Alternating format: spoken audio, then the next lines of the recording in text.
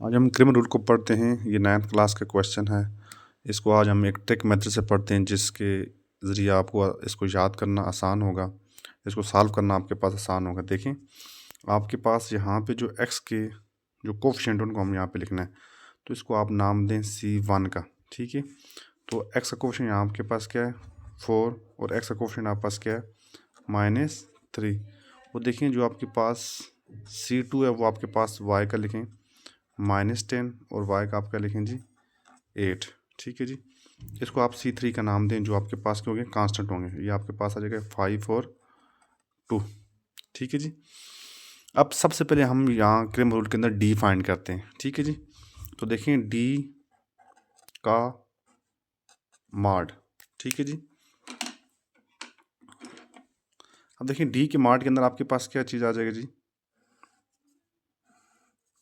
C1 और C2। ठीक है, इसको ऐसे मॉड में लिखने आप 4 -10 -3 और 8। ठीक है जी, अब इसको फाइंड करें। ये आपके पास मेन डायगोनल मल्टीप्लाई का 4 8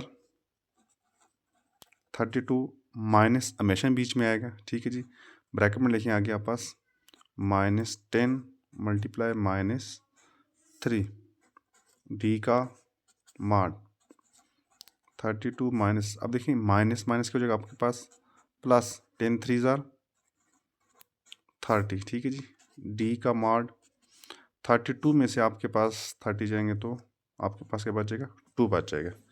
ठीक है जी, अब यहाँ से आगे जो मुश्किल आती है स्टूडेंट्स के लिए उसकी तरफ हम जाते हैं, जहाँ पे स्टूडेंट जाके जो है वो मुश्किल का शिकार हो जाते हैं। यहाँ पे हम एक ट्रिक आपको याद कराएंगे जिसके ज़रिए आपके लिए आसानी होगी इसको सॉल्व करना।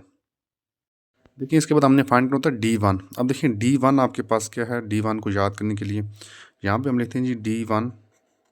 ठीक है जी, इसका मार्ड फाइंड करना होता है, लेकिन देखिए अब मार्ड में आपके पास क्या क्या चीज़ें आएंगी। ठीक है जी, यहाँ में जो है वो D1 को मैं यहाँ पे लिखता हूँ।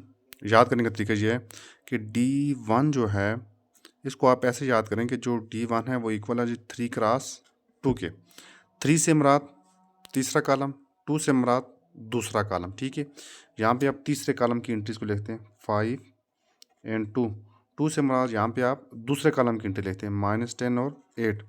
पेपर में आपने सिर्फ ये चीज़ याद करनी है 3 × 2, तो वहाँ आपको याद आ जाएगा कि 3 हमारे पास तीसरा कॉलम और 2 हमारे पास दूसरा कॉलम। अब इसका सिंपल हमने मार डिफाइन करना है। ठीक है जी, 5 8 40 सेंटर में माइनस और 10 2 आपके पास क्या हो जाएगा जी -20। तो ये आपके पास क्या हो जाएगा जी 40 माइनस माइनस प्लस 10, तो ये आपके पास आ जाएगा जी 60। ठीक है जी, अब हम चलते हैं जी D2 की तरफ। ठीक है जी, यहीं भी हम सॉल्व करते हैं इसको ताकि हमारे लिए थोड़ा इजी हो जाए। देखिए हम D2 सॉल्व करते हैं। ठीक है जी, अब D2 आपके पास क्या होगा जी D2 का मॉड। अब देखें D2 को याद करने का तरीका ये है कि D2 को आप ऐसे लिखें, ये रफ अमल में। ठीक है जी, D2 आपके पास इसको आप याद करने के लिए लिखें जी 1 × 3, मतलब पहला कॉलम और आपके पास तीसरा कॉलम इसके अंदर यूज होगा। पहला कॉलम आपके पास क्या है जी 4 -3, तीसरा कॉलम के पास 5 एंड 2। ठीक है जी, अब D2 को सॉल्व कर लें आप लोग D2 के मार्ट को, तो 4 2 8 सेंटर में -5 3 -15। ठीक है जी, D2 का मार्ट माइनस माइनस +15। ठीक है जी, D2 का मार्ट इज इक्वल टू 23। स्टूडेंट्स के लिए पेपर के अंदर जो मसला आता है वो D1 और D2 को सॉल्व करने के लिए मसला आता है, वो ये चीज़ भूल जाते हैं कि D1 के अंदर हम कौन से कॉलम लिखें, मतलब तीसरा कॉलम लिखें, दूसरा कॉलम लिखें और पहला कॉलम लिखें। तो उसको याद करने का तरीका ये है कि जी आप D1 को लिखें 3 × 2, याद रखें पेपर के अंदर। ठीक है जी, तो यहाँ पे आप तीसरा कॉलम लिखेंगे, यहाँ पे आप दूसरा कॉलम लिखेंगे। ठीक है जी, D2 को याद करने का तरीका जी 1 × 3। ठीक है जी, ये आपके पास पहला कॉलम और ये आपके पास तीसरा कॉलम। ठीक है, जब ये सॉल्व हो जाएंगे अब हम क्रेमर रूल की तरफ चलते हैं। जो क्रेमर रूल असल में आपके पास है, क्रेमर रूल आपके पास क्या कहते हैं जी x is equal to D1 का मार्ट डिवाइड बाय D का मार्ट। अब देखिए आपके पास x is equal to D1 आपके आपने क्या फाइंड किया जी देखिए जी, D1 हमने क्या फाइंड किया, D1 हमारे पास वैल्यू आ गई 60 डिवाइड बाय डी के आपने क्या फाइंड किया जी, वो आपने फाइंड किया 2। तो x इज इक्वल टू 1 2 2 30, मतलब ये आपके पास x क्या आ जाएगी 30। अब हमने y फाइंड करना है, y आपके पास इक्वल होता है जी D2 का मॉड डिवाइड बाय d का मॉड।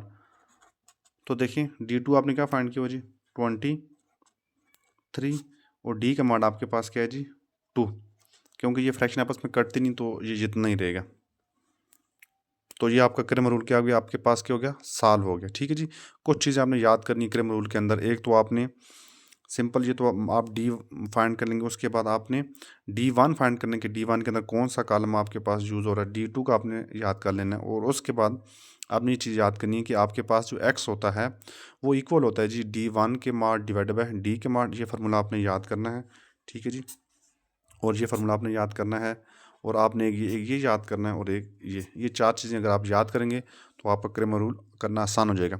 इस डी की जगह आप ए भी यूज़ कर सकते हैं, D1 की जगह आप AX भी यूज़ कर सकते हैं, D2 की जगह आप AY भी इस्तेमाल कर सकते हैं। तो ये डिफरेंट मेथड हैं सॉल्व करने के, आंसर आपका सेम आएगा।